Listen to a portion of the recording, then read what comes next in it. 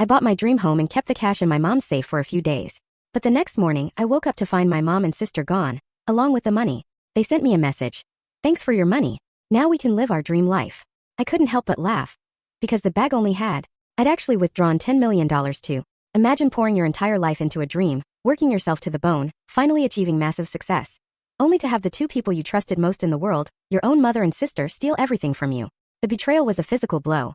A wound so deep I thought I'd never recover. But what they didn't know, what they couldn't know, was that the $10 million they vanished with, it wasn't even real. My name is Mackenzie, and at 31, I just sold my tech startup for $20 million.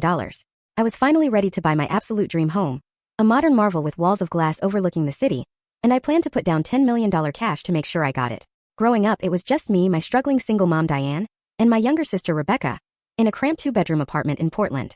Peeling wallpaper, a constant mold problem. That was our normal. Mom worked double shifts at the diner, coming home with swollen feet, smelling of grease. Money was always tight. Christmas meant one modest gift, birthdays were homemade cake. Vacations? Those were foreign concepts. From day one, I knew education was my ticket out. While other kids played, I studied. While my classmates partied, I worked part-time, saving every single penny. My determination? It was an obsession. I remember my high school counselor, Mrs. Patterson, telling me, "Mackenzie, you work like someone's chasing you." And she was right. It was the fear of being trapped in that cycle of poverty. All that relentless effort paid off. I got a full scholarship to MIT. Even then, I worked 2 jobs to cover living expenses, surviving on ramen noodles and free campus events, sending every spare dollar home to help Mom and Rebecca. Those college years were a blur of lectures, coding marathons, and late-night shifts. After graduation, I landed a junior dev job, but within 2 years, I knew I had to branch out. My startup, Secure Flow, specialized in encryption software. It was brutal at first, 18-hour days, maxed out credit cards, constant terror of failure. But by our 3rd year, we'd secured major clients and started turning serious profits. Through all of it, my relationship with my mom, Diane, was complicated. On the surface, she was supportive, always congratulating me, bragging about me to her friends. But sometimes when I'd excitedly share a breakthrough, I'd catch a flicker in her eyes. Resentment? Maybe. She'd listen quietly, then quickly change the subject to Rebecca's latest struggle or her own health problems. As my company grew, I made sure to share my success. I bought Mom a comfortable 3-bedroom house in a nice neighborhood, with the garden she'd always dreamed of. I paid off all her medical debts. I set up a monthly allowance generous enough that she could finally quit waitressing. She accepted everything with a smile that never quite reached her eyes. She'd say things like, "Well, I guess all those years of sacrifice were worth it." Or, "At least one of my girls made something of herself." Rebecca, 5 years younger than me, seemed allergic to responsibility. While I was focused, she drifted, dropping out of community college, cycling through retail jobs, always some drama with friends or boyfriends. Mom always made excuses. "She's just finding herself." Or, "Not everyone can be as focused as you, Mackenzie." In recent years, Rebecca's financial dependence became a constant. Every few months, an emergency. Car repairs, overdue rent, unexpected medical bills. I always sent money. I'd occasionally suggest career counseling or offer to help her find a steady job. But those suggestions always led to teary phone calls to Mom about how I thought I was better than everyone else. Last Thanksgiving, something felt off. Rebecca kept stepping outside to take hushed phone calls. When I asked, Mom jumped in, saying Rebecca was finally seeing someone. The subject changed fast. Looking back now, I should have paid more attention to the secretive glances they exchanged. But despite these strange little currents, I never ever doubted their love. We were family after all. When the $20 million offer to acquire Secure Flow finally came, they were the first people I called. Mom cried and said she was proud. Rebecca squealed and immediately asked if I could help her start the boutique she'd always talked about. I was so caught up in my own excitement, I didn't notice how quickly their thoughts turned to what my success meant for them. The acquisition process took months of negotiations, legal reviews, mountains of paperwork. Through it all, I dreamed of that house in the hills, a modern marvel, walls of glass, and infinity pool. At $28 million, it was extravagant, but I was going to offer $10 million in cash to seal the deal. My life felt perfect. My company's technology would reach more people. I had financial security beyond anything I could have imagined. And I was engaged to Jason, a kind, grounded environmental engineer who loved me for me, not my money. I had no idea how quickly it would all unravel. The day I walked into Pacific Northwest Bank to withdraw $10 million is burned into my memory. Mr. Thompson, my private banking manager, couldn't hide his concern. "Miss Walker," he said, tapping his Mont Blanc nervously, "I strongly advise against this. A wire transfer is standard for real estate transactions of this magnitude. Cash presents unnecessary risks." I'd anticipated resistance. "I understand your concern, Mr. Thompson, but this property has multiple interested buyers. A cash offer will give me the edge." The seller specifically mentioned preferring immediacy. He leaned forward. "Even so, we're talking about $10 million in physical currency. That's $20,500 bills. It would fill several large duffel bags and weigh approximately 22 pounds per million." "I've done my research," I countered. "I've arranged for private security to accompany me directly to a secure location. The money will only be in my possession for 48 hours at most before closing. After nearly an hour of this back and forth, and signing multiple liability waivers, Mr. Thompson reluctantly began the process. It took 3 business days for the bank to prepare such a massive withdrawal. They had to bring in currency from regional reserves, a fact that only reinforced my belief that a cash offer would seriously impress the sellers. When I told Jason about my plan that evening over dinner, his reaction mirrored Mr. Thompson's. "Mackenzie, this is insane," he said, dropping his fork, his pasta forgotten. "You're putting yourself at risk. What if someone follows you from the bank? What if there's a robbery?" "I've hired Kyle's security firm," I countered, referring to my college friend who ran a personal security company. 2 armed guards will escort me from the bank to Mom's house. The money will be in her safe overnight, and then the guards will accompany me to the closing. "Why Mom's safe?" he pressed, his brown eyes reflecting genuine concern. "Why not a bank safety deposit box?" "Bank boxes have size limitations," I explained. "Besides, Mom's safe is practically a vault. I had it installed for her 3 years ago when she started collecting those ridiculous porcelain figurines she's so worried about." Jason ran a hand through his dark hair, a gesture I knew signaled his frustration. "This is unnecessary, Mac. Wire transfers exist for a reason. The Richardsons had 3 offers fall through due to financing issues. Cash means certainty. Trust me, I know what I'm doing." I reached across the table for his hand. "It's one night, and then we'll have our dream home." He squeezed my hand, but he didn't look convinced.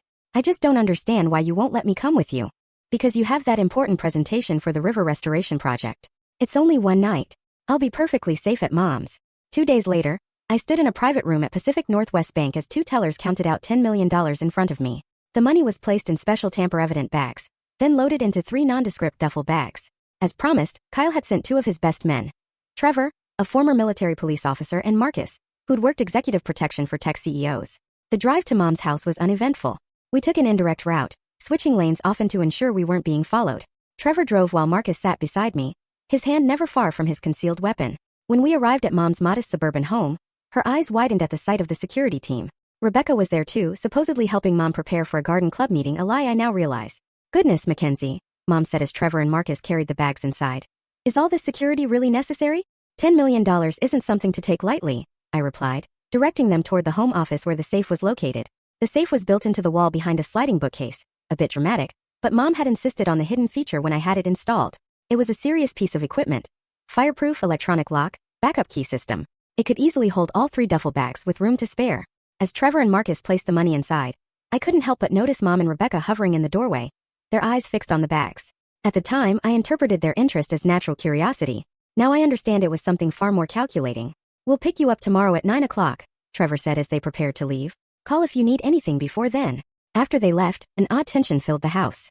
Mom busied herself in the kitchen, preparing dinner with unusual enthusiasm. Rebecca peppered me with questions about the house I was buying, its location, whether I planned to install a similar safe there. During dinner, Mom asked questions she'd never shown interest in before. "So this money," she said, twirling spaghetti around her fork. "It's all in cash? Not checks or anything?" "Yes, all cash. $500 bills mostly," I answered between bites. "And the bank just let you walk out with that much?" Rebecca asked, her voice higher than usual. "Not exactly. There was quite a process, and as you saw, I hired security." Mom nodded thoughtfully. "And these people tomorrow, they're expecting cash? They won't find it strange. The real estate world operates differently at this level," I explained. "Cash offers speak volumes, especially for properties like this." Later that evening, Mom received a phone call she took in her bedroom, door closed. When she returned, her cheeks were flushed. "Everything okay?" I asked. "Oh, just Helena from Garden Club confirming tomorrow's meeting," she said, not quite meeting my eyes. I slept in my old bedroom that night. The twin bed was uncomfortable for my adult frame. Around midnight, I thought I heard whispers in the hallway, but dismissed it as my imagination, or perhaps Mom checking on me, like she used to when I was a child. Had I known it would be the last normal night of my life, I might have paid more attention to the signs, the unusual interest in the money, the secret phone calls, the subtle excitement that seemed to vibrate through the house. Instead, exhausted from the stress of the withdrawal and upcoming purchase, I fell into a deep sleep, completely unaware of what morning would bring. The next morning, I woke to sunlight streaming through the faded curtains of my childhood bedroom. For a moment, I felt like a teenager again, ready to tackle another day of high school. Then reality flooded back. I was 31, about to buy my dream home, and had $10 million locked in my mother's safe. The house was unusually quiet. Normally, Mom would be in the kitchen by 7 o'clock, the smell of coffee and toast filling the air. I checked my phone. 7:45 a.m. Plenty of time before Trevor and Marcus arrived at 9 o'clock. "Mom," I called out, patting down the hallway in my pajamas. No answer. I knocked on her bedroom door. When there was no response, I pushed it open to find the bed perfectly made, looking as though it hadn't been slept in. Strange but not alarming. Maybe she'd left early for her garden club meeting. Rebecca. I tried knocking on the guest room door. Again, silence. An uneasy feeling began to creep over me as I walked to the home office. The bookcase that concealed the safe was slightly ajar. I slid it open fully, my heartbeat accelerating. The safe door stood open. Its contents? Gone. No duffel bags. No $10 million. Nothing. No, no, no. I whispered, my voice rising with each repetition until I was screaming. No. I tore through the house, checking every room, every closet, as if the missing money might be hiding somewhere. In the kitchen, I found a note propped against the coffee maker. It was in my mother's neat handwriting. Mackenzie, thanks for your money. Now we can live our dream life. Don't try to find us. Mom and Rebecca. My legs gave way and I sank to the kitchen floor, the note clutched in my trembling hand. The room seemed to spin. The truth settled in my gut like a block of ice. My own mother and sister had stolen my money and fled. I fumbled for my phone and called Jason, barely able to form coherent sentences through my sobs. They're gone, the money. All of it, they took everything. I managed to choke out. Mackenzie, slow down. Who's gone? What happened? His voice was thick with sleep. I'd woken him. Mom and Rebecca. They stole the money. $10 million, Jason. They cleared out the safe and disappeared.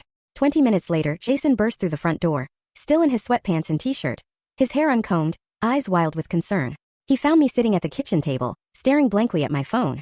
I've called them 16 times, I said without looking up. Mom's phone goes straight to voicemail. Rebecca's rings once, then disconnects. They've blocked me. Jason knelt beside me, taking my hands in his. We need to call the police. Right now. The next few hours passed in a blur. 2 patrol officers arrived first, followed by Detective Sarah Martinez, a sharp-eyed woman with salt and pepper hair pulled back in a tight ponytail. She took detailed notes as I explained the situation, her expression giving away nothing. Let me make sure I understand, she said after I finished. You voluntarily brought $10 million in cash to your mother's house, placed it in her safe, and now both your mother and sister are gone, along with the money. Put like that, it sounded impossibly naive. I nodded, shame burning my cheeks. And you have documentation for this cash withdrawal. I showed her the bank receipts and liability waivers on my phone. She photographed each one, then asked, do you have reason to believe they were planning this? Any unusual behavior recently? Nothing concrete, I admitted. They seemed interested in the money, but that's natural, isn't it? $10 million in cash isn't something you see every day. Detective Martinez's expression softened slightly. Miss Walker, I'll be honest with you. This is a complex situation.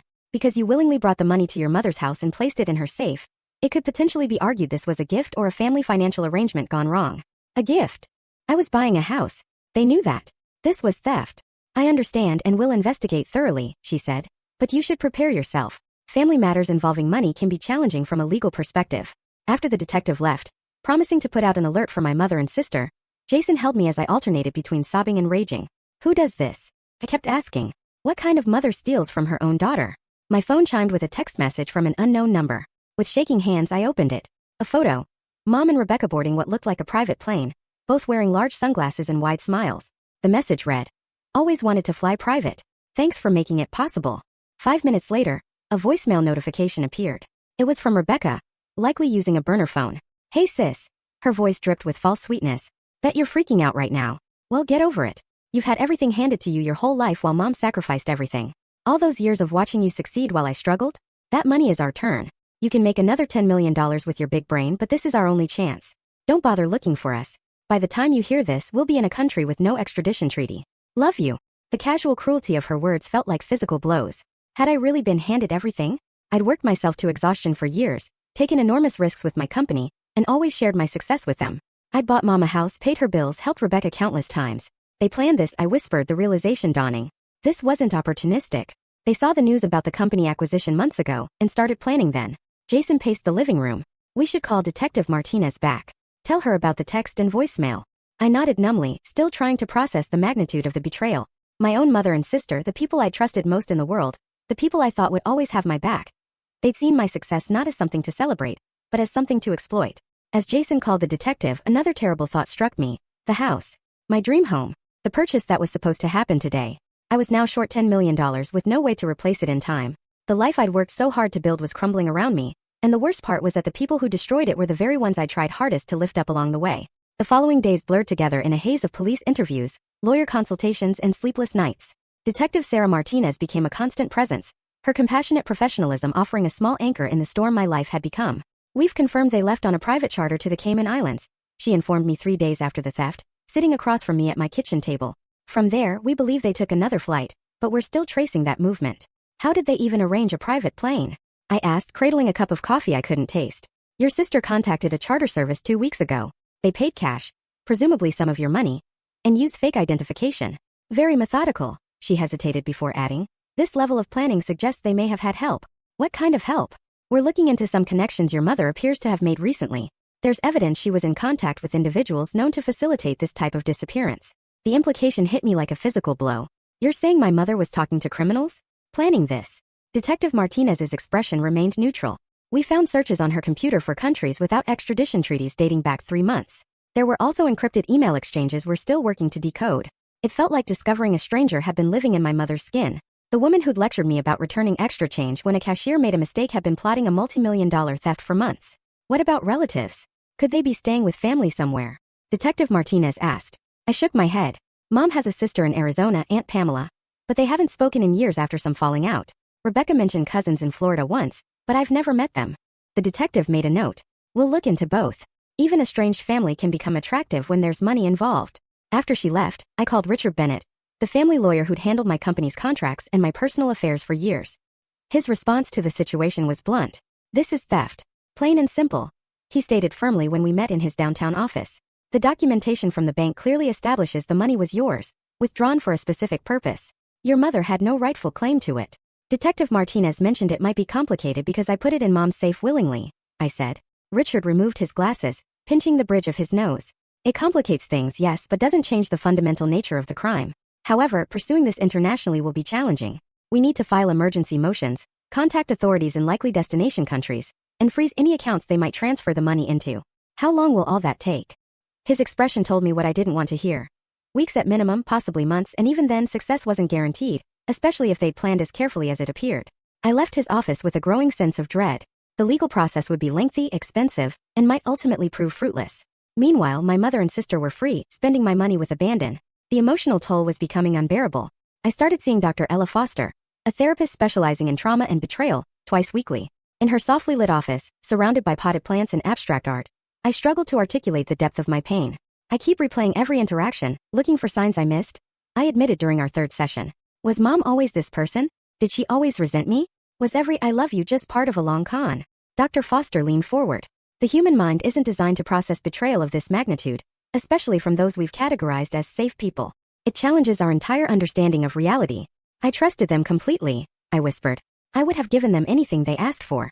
Why steal from me? Some people develop distorted thinking patterns around money and fairness.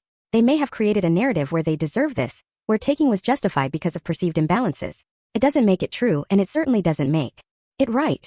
These sessions helped, but only marginally. Nightmares plagued my sleep dreams where I chased my mother and sister through endless airport terminals, always a few steps behind. I'd wake gasping, drenched in sweat, reaching for Jason, only to find his side of the bed empty. He'd started sleeping in the guest room, claiming my restlessness kept him from getting the sleep he needed for work. Our relationship was another casualty of the theft. What had once been a partnership full of warmth and understanding was becoming increasingly strained. Small disagreements escalated into arguments. Silence stretched between us like physical distance. You need to start thinking about moving forward, Jason said one evening, after I'd spent hours on the phone with Detective Martinez discussing a possible sighting of my mother in Singapore. It's been almost 6 weeks, Mackenzie. Moving forward? They stole $10 million from me. I know, he sighed, exhaustion evident in his voice. But you're letting this consume you. You've barely left the apartment, you're not sleeping, you're not eating properly. You turned down that consulting offer from Nextech because I can't focus on work right now. That's exactly my point. Your entire life has become about finding them. There's more to you than this situation, Mac. I couldn't make him understand that this wasn't just about the money. It was about the complete shattering of my reality. Every childhood memory was now tainted. Every sacrifice my mother had supposedly made for me called into question. Meanwhile, the investigation continued to uncover disturbing details. Mom had apparently been maintaining a secret email account for years, one I knew nothing about. In it, Detective Martinez found communications with Rebecca dating back 18 months, discussing what they called the plan. There were references to casino visits and significant gambling debts my mother had accumulated without my knowledge. Bank records showed she had taken out a second mortgage on the house I bought her, presumably to cover these debts. There were also records of small thefts from previous employers. Nothing major enough to trigger prosecution, but establishing a pattern of dishonesty that I'd been completely blind to. Most disturbing was a folder of documents Detective Martinez found hidden in a crawl space above Mom's closet. It contained detailed notes on my company's acquisition process, articles about my success carefully annotated in my mother's handwriting, and a list titled Mackenzie's Weaknesses. At the top of that list, trusts family completely. Each discovery was another knife twisting in an already fatal wound. The mother I thought I knew, the woman who'd worked double shifts to keep a roof over our heads, who'd sat up with me when I had nightmares, who'd beamed with pride at my college graduation. She was a carefully constructed fiction. Or perhaps worse, she had once been that person, but somewhere along the way, resentment and greed had corroded whatever love she'd felt for me, leaving behind only calculation and opportunity. As the investigation stretched into its 6th week, the practical ramifications of the theft became increasingly difficult to ignore. The sellers of my dream home had accepted another offer. The financial advisors I'd arranged to help manage my newfound wealth were asking uncomfortable questions about the missing funds. Rumors were circulating in the tech community about my judgment and stability. My life was unraveling thread by thread, and I couldn't see how to stop it. 6 weeks after the theft, I sat in Detective Martinez's office. The now familiar space did nothing to soften the blow of her latest update. The Singaporean authorities found the hotel where they stayed, she explained, sliding photos across her desk. But they checked out 3 days ago. They've changed their appearances. I stared at the surveillance images. My mother's previously shoulder-length gray hair was now short and dyed a rich auburn. Rebecca had gone blonde and was wearing colored contacts that changed her brown eyes to blue. Both had lost weight and were dressed in expensive designer clothes I didn't recognize. They don't even look like themselves, I murmured, tracing my finger over my mother's face. The woman in the photo was a stranger with my mother's bone structure. They're using the names Catherine and Emily Bradford. We believe they purchased these identities on the dark web. They're elaborate forgeries with digital fingerprints going back several years. How is that even possible? Detective Martinez leaned back in her chair. With enough money, unfortunately, almost anything is possible. The network they're working with specializes in this type of identity transformation. They create paper trails, digital footprints, even social media histories. So you're saying they could be anyone anywhere, and we'd have no way of knowing? Not exactly. These identities were discovered because we knew to look for them. But yes, they're making tracking them significantly more difficult. I left the police station feeling hollowed out. The investigation was ongoing, but every lead seemed to dissolve into nothing. My mother and sister were professional ghosts now, slipping through international jurisdictions with their new identities and seemingly limitless funds. When I returned to my apartment, I found 3 voice messages waiting. The first was from Richard Bennett, my lawyer, with an update on the international legal filings. The second was from the real estate agent, checking if I wanted to view a new property. The third was from Marcus Wilson, a potential business partner. His message was polite but clear. Given the recent complications in your personal situation, I think it's best if we put our discussions on hold for now. Call me when things settle down. It wasn't the first professional opportunity that had evaporated since news of the theft broke. A profile in Tech Innovators Monthly had been quietly canceled. Speaking engagements were being rescheduled. Former colleagues who'd been eager to discuss collaborations suddenly had full calendars. The tech world, for all its talk of disruption and risk-taking, was deeply conservative when it came to personal instability. No one wanted to align themselves with someone whose judgment was so publicly called into question. After all, if I couldn't protect my own assets from my family, how could I be trusted with investors' money or sensitive industry partnerships? The breaking point came that evening when Jason returned from work, his expression carefully neutral as he set his laptop bag on the counter. I got a call from Detective Martinez today, he said. She wanted to know if I'd heard anything from your mother or sister. And had you? The question came out sharper than I intended. His face hardened. Of course not. But the fact that you'd even asked that says everything about where we are right now. Where we are. Yes, Mackenzie, where we are. He gestured between us. You don't sleep. You barely eat. You spend every waking moment either talking to the detective or that lawyer, or scrolling through international banking regulations. When was the last time we had a conversation that wasn't about the theft? I tried to remember but couldn't. The theft had become my whole world. The pursuit of justice my only purpose. $10 million, Jason. What am I supposed to do? Just let it go. No, but you need to find a way to live while you're dealing with this. It's been 6 weeks and you're still in exactly the same place as you were the day it happened. That's not fair. What's not fair is watching the woman I love disappear into this black hole of obsession, and being completely powerless to help her. His voice cracked slightly. I've tried to be patient. I've tried to be supportive. But you're not letting me in, Mac. You're shutting down every attempt I make to connect with you. I felt defensive anger rising. So this is my fault? I'm the victim here. Yes, you are. But you're using that as an excuse to push away everyone who cares about you. Your friends have stopped calling because you never return their messages. You've turned down every invitation to get out of this apartment. And when I try to talk about anything other than the theft, you shut down or find a way to circle back to it. Deep down I knew he was right, but admitting it felt like another surrender. Another loss I couldn't afford. What do you want from me? I asked, my voice small. Jason ran a hand through his hair. I want you to decide if there's room in your life for anything besides this pursuit. Because right now it doesn't feel like there is. Are you giving me an ultimatum? I'm asking for honesty, Mackenzie. Can you see a future beyond this? Can you imagine a day when you're not consumed by finding them? I opened my mouth to say yes, to promise him I could move forward, but the words wouldn't come. The truth was I couldn't imagine it. The betrayal had become my identity. The pursuit had become my purpose. I think I need some space, Jason finally said into the silence. I'm going to stay with Greg for a while. When you're ready to have a life again, a real life. Not this holding pattern, call me.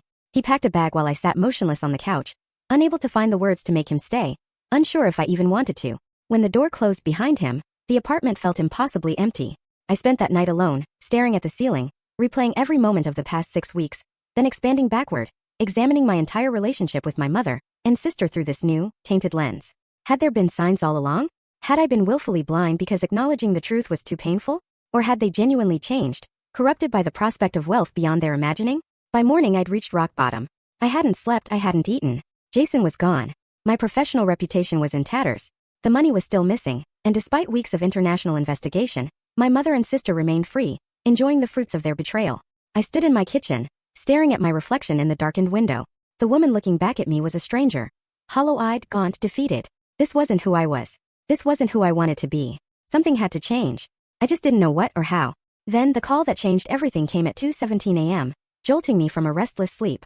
I fumbled for my phone, squinting at the screen. Trevor Sullivan, one of the security guards who'd escorted me to my mother's house that fateful day. Trevor, what's wrong? My voice was thick with sleep.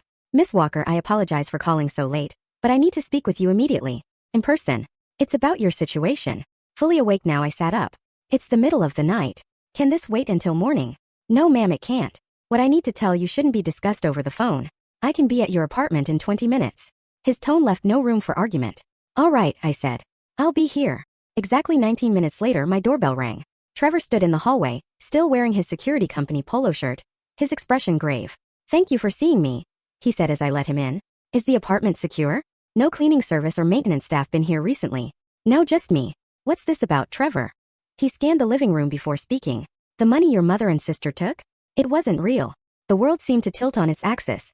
What? The cash in those bags was counterfeit. Sophisticated fakes, but fake nonetheless. I sank onto the couch, struggling to process his words. That's impossible.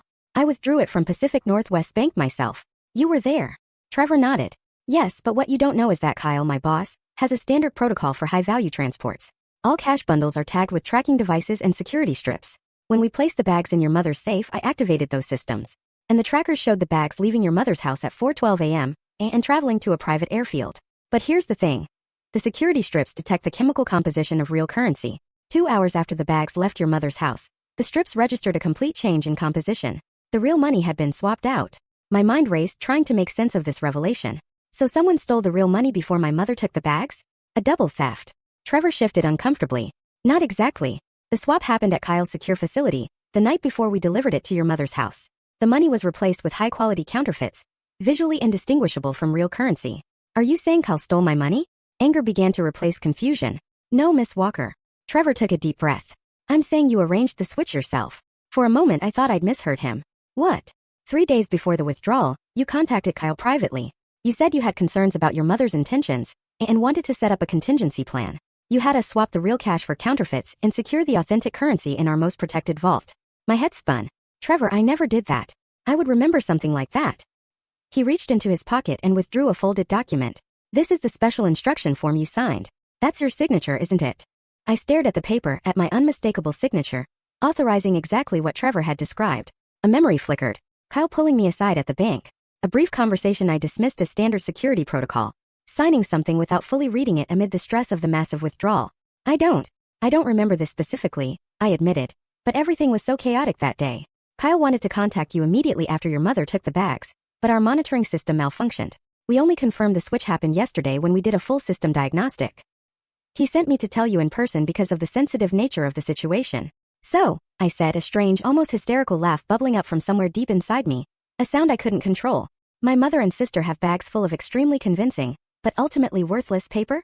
The real $10 million is in our secure facility, waiting for your instructions. All this time, all this anguish, and my mother and sister had stolen worthless counterfeits. The cosmic justice of it was almost too perfect to believe. I need to see it, I said when I could finally speak normally again. The real money. I need to see it with my own eyes. Of course. I can take you there now. 2 hours later, I stood in a climate-controlled vault beneath Kyle's security company headquarters, staring at 3 familiar duffel bags. With trembling hands, I unzipped one, revealing stacks of genuine $500 bills, exactly as I remembered from the bank. It's all here, Kyle confirmed, standing beside me. $10 million untouched. And the tracking devices in the fake money? I asked, a plan already forming in my mind. Still active. We can monitor their location in real time. He showed me a tablet displaying a blinking dot on a map, currently showing movement in Monaco. I straightened my shoulders, feeling truly awake for the first time in weeks. I want everything you have on their movements. Every location, every stop, every transaction you can trace. Kyle paused. Miss Walker, if I may ask, what are you planning to do?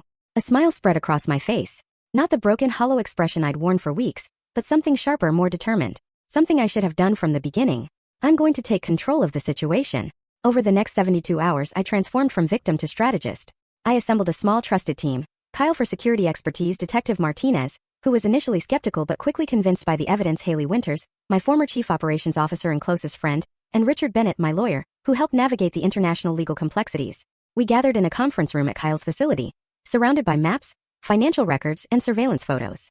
The tracking data from the counterfeit money had given us a detailed picture of my mother and sister's movements across Europe and Asia. They've established a pattern, I explained, pointing to the map. After Singapore, they went to Dubai, then Monaco. Now they're in Nice. They're staying at 5-star resorts, shopping at luxury boutiques, dining at Michelin-starred restaurants. They're spending what they think is my money as quickly as possible. Based on their current rate of expenditure, they'd run through all $10 million within 18 months, Haley noted, analyzing the financial data we'd compiled. They're not just spending, Detective Martinez added. They're flaunting. Look at these social media accounts we've identified. She displayed several Instagram profiles showing carefully cropped photos of luxury goods, exotic locations, and champagne toasts. Though the faces were never clearly visible, I recognized my mother's hands, my sister's distinctive posture. They want me to see it, I realized. They think I'm tracking these accounts, watching them enjoy what they stole from me, which gives us an advantage, Kyle said. They're predictable. Based on their social media posts and spending patterns, we believe they're headed to Milan next, likely arriving within 3 days. Then that's where we'll be waiting, I decided. I want to see their faces when they realize what they actually took. The plan came together with military precision. Private investigators in France confirmed my mother and sister had booked flights to Milan. Hotel reservations were discovered under their false identities at the exclusive Palazzo Parigi. Richard arranged for cooperation from Italian financial authorities, interested in the movement of counterfeit currency. 5 days later, I sat in a first-class seat bound for Milan, Haley beside me, reviewing our strategy one final time. For the first time since the theft, I felt something like peace. Not because I was about to confront the people who had betrayed me, but because I had reclaimed my agency. My power. Are you nervous? Haley asked as our plane began its descent. I considered the question carefully. No, I replied, surprising myself with the truth of it. I'm ready. Milan greeted us with unseasonably warm sunshine and clear blue skies, as if the universe itself approved of what was about to unfold. Our team established a command center in a suite at a hotel near the Palazzo Parigi, where Kyle's surveillance confirmed my mother and sister had checked in that morning. They've made dinner reservations at La Scala restaurant for 8, Detective Martinez informed us, reviewing the intelligence gathered by our Italian counterparts. Private table in the back. Champagne pre-ordered. Perfect, I said, studying the restaurant's floor plan. We'll confront them there. Public enough that they can't make a scene, private enough for what needs to be said. Richard Bennett adjusted his tie nervously. Remember, we have Italian financial authorities standing by. Once we confirm the counterfeit bills are in their possession, they'll move in. I nodded, but a strange calm had settled over me. The fury that had driven me for weeks had transformed into something colder, more focused. This wasn't about revenge anymore. It was about closure. About reclaiming my narrative. At precisely 8:15 p.m., I walked into La Scala, wearing a simple black dress, hair pulled back in a sleek ponytail. Haley and Kyle positioned themselves at the bar. Detective Martinez waited outside with the Italian authorities, and Richard remained at the command center, coordinating our legal response. I spotted them immediately. My mother wore an emerald green designer gown I'd never seen before, her newly auburn hair elegantly styled. Rebecca was draped in what appeared to be Chanel, diamond earrings catching the light as she laughed at something on her phone. On the table between them sat an open bottle of Dom Perignon and a black Hermes handbag that likely contained some of the counterfeit cash. They didn't notice me until I was standing directly beside their table. Room for one more? I asked quietly. The transformation in their expressions would have been comical under different circumstances. Shock, fear, and confusion chased each other across their faces as they registered my presence. Mackenzie. My mother's voice was barely a whisper. How did you find? It wasn't difficult. You haven't exactly been subtle. I pulled out a chair and sat down, signaling to the hovering waiter that everything was fine. Nice dress, by the way. Valentino. Rebecca recovered first, her expression hardening. What do you want? Come to beg for your money back. I smiled, the calm inside me deepening. Actually, I came to ask how you're enjoying spending it. Is it everything you dreamed it would be? My mother's eyes narrowed with suspicion. What kind of game are you playing? No game. I'm genuinely curious. $10 million is a lot of money. Has it been worth it? Worth destroying our family? Worth becoming fugitives? Worth throwing away any shred of integrity you might have had left? Rebecca laughed, though it sounded forced. Save the guilt trip, Mackenzie. You can make another $10 million with your precious company. This was our only chance at the life we deserve. The life you deserve? I repeated thoughtfully. And what exactly do you think that is? Freedom, my mother said, finding her voice. Freedom from struggling. From always being one emergency away from disaster. From watching you succeed while you what? Lived in the house I bought you? Accepted the monthly allowance I provided? Called me every time you needed money for another self-inflicted crisis. The words came out sharper than I intended, and I took a breath, centering myself. But that's not really why I'm here. I reached for Rebecca's handbag, ignoring her protest as I opened it and removed a stack of bills. Do you know what's special about $500 bills? They exchanged confused glances. They're rare enough that most people have never handled one, which makes them perfect for counterfeiting. If you know what you're doing. I held the stack up to the light, showing them the watermark. High-quality fakes. Almost impossible to detect without special equipment. The blood drained from my mother's face. What are you talking about? The money you stole. It's fake. Every single bill. Worthless. Rebecca snatched the stack from my hand. You're lying. We've been spending it for weeks. Small amounts in tourist areas where cashiers don't look too closely, or at luxury stores where they were distracted by your apparent wealth, sure. But try depositing a significant sum in a bank. Try purchasing property. It won't work. My mother's hands trembled as she reached for her wine glass. I don't believe you. The real money never left the security company's vault. It's still there. All $10 million. Waiting for me to use it as intended. That's impossible. Rebecca hissed. We took it from the safe ourselves. After it had been swapped for counterfeits, yes? I leaned forward. Did you really think I'd leave that much cash unsecured without a backup plan? I knew something was wrong. I didn't want to believe it was you, but I protected myself anyway. The truth of my words registered in their expressions. Dawning horror mixed with disbelief. Rebecca began frantically rifling through her bag, examining the bills more closely. Even if that's true, my mother said, her voice unsteady, you can't prove we took it. It would be your word against ours. That might have been true, except for the tracking devices embedded in the counterfeit bills. Devices that have been recording your movements across 3 continents. I gestured subtly toward the entrance, where Detective Martinez now stood with 2 Italian officers. The authorities know exactly where you've been and what you've done. Rebecca's face crumpled. You set us up. No, I corrected her gently. You set yourselves up the moment you decided to steal from me. What followed was surprisingly anticlimactic. The Italian officers approached quietly, discreetly showing their badges and requesting that we all come with them. My mother and sister were separated for questioning. Their hotel rooms searched, revealing nearly $7 million in counterfeit bills they hadn't yet spent. In a sterile interview room at the Milan Financial Crimes Division, I sat across from my mother for what I knew would be the last time. Her designer dress looked out of place against the institutional furniture, her carefully applied makeup smudged from crying. Why? I asked simply. I gave you everything you ever asked for. What made you think you deserved it all? She wouldn't meet my eyes. You make it sound so simple. It is simple, Mom. You're my mother. I loved you. I trusted you. And you had everything. The words burst from her like they'd been held back for years. Everything always came so easily to you. Good grades, scholarship, success. Do you know what it's like to watch your child surpass you in every possible way? To become the charity case in your daughter's perfect life. I never saw you that way. I wanted to share my success with you. With both of you. On your terms, she countered bitterly. Your money, your rules. Your constant judgment about how we lived our lives. I considered this, wondering if there was truth in her perception I hadn't recognized. Maybe there were times I was controlling with the help I offered. But stealing from me, planning it for months. That's not a response to controlling behavior. That's something much darker. She had no answer for that. In another room, Rebecca was more forthcoming with Detective Martinez, perhaps hoping for leniency. She detailed how our mother had first proposed the idea after learning about my company's acquisition, how they'd researched ways to disappear with large sums of money, practiced opening the safe when I visited, and carefully cultivated their cover story about the Garden Club meeting. The legal proceedings were complex and spanned multiple jurisdictions. In the end, both faced charges for theft, possession of counterfeit currency, and fraud. My mother received a 5-year sentence, Rebecca 3 years, with the possibility of parole after 18 months. The question of whether to press charges had been agonizing. Richard and Detective Martinez both advised that I should, arguing that without consequences they might target someone else in the future. In the end, I agreed, though I declined to provide victim impact statements that might have lengthened their sentences. They've lost everything that matters, I told Richard as we finalized the paperwork. Their freedom, their relationship with me, their credibility. That's punishment enough. 3 months after the confrontation in Milan, I finally completed the purchase of my dream home. Not the glass and steel mansion I'd originally coveted, but a warm, welcoming property on a wooded lot overlooking the city. It had fewer bedrooms but more character, wraparound porches perfect for morning coffee, and a sense of security I desperately needed. Jason had returned after our confrontation in Milan, his pride in how I'd handled the situation, rekindling what had dimmed between us. We were rebuilding slowly, with regular date nights and a standing appointment with a couples therapist who was helping us process the trauma of the past months. You know what's ironic?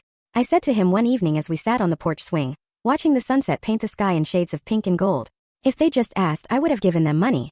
Not $10 million, but enough to change their lives for the better. Jason's arm tightened around my shoulders. Some people can't ask. Taking feels like power to them. Especially when asking would mean acknowledging you had something they needed. I'm not sure I'll ever understand it completely, I admitted. But I'm learning to live with the questions. And I was. The nightmares had subsided. I'd returned to work, launching a consulting firm that allowed me to leverage my technical expertise without the all-consuming pressure of running a startup. I'd reconnected with friends neglected during my obsessive pursuit, and found unexpected strength and vulnerability as I shared my story. Perhaps most importantly, I'd learned to trust again. Cautiously, wisely, but genuinely. The betrayal had not defined me, merely informed who I would become next. You know, Jason said, breaking the comfortable silence between us. Most people would have been destroyed by what happened to you, but you turned it around. You're stronger now than you were before. I considered this, watching the last rays of sunlight disappear beyond the horizon. Not stronger, I corrected gently. Just more myself. More certain of what matters. What mattered, I discovered, wasn't the money or even the justice I'd obtained. It was the capacity to face betrayal without becoming bitter. To seek truth without losing compassion. To rebuild without forgetting the lessons of what had been broken. As darkness settled around us, I found myself genuinely grateful not for what had happened, but for what it had revealed. My own resilience, the loyalty of those who had stood beside me, and the profound understanding that while trust could be shattered, it could also be rebuilt stronger and wiser than before. I've shared this story not to satisfy anyone's curiosity about family drama or financial crime, but because I know many of you have experienced betrayal in your own lives. Maybe not on this scale, but painful nonetheless. If my experience offers any comfort or wisdom, it's this. Betrayal tells you everything about the betrayer, and nothing about your worth. Have you ever experienced a betrayal that ultimately made you stronger? Share your story in the comments below. And if this resonated with you, please like and subscribe to join our community of resilient survivors. Remember, sometimes the greatest plot twists in our lives lead to the most beautiful rewritings of our stories. Thank you for listening, and until next time, trust wisely but never stop trusting completely.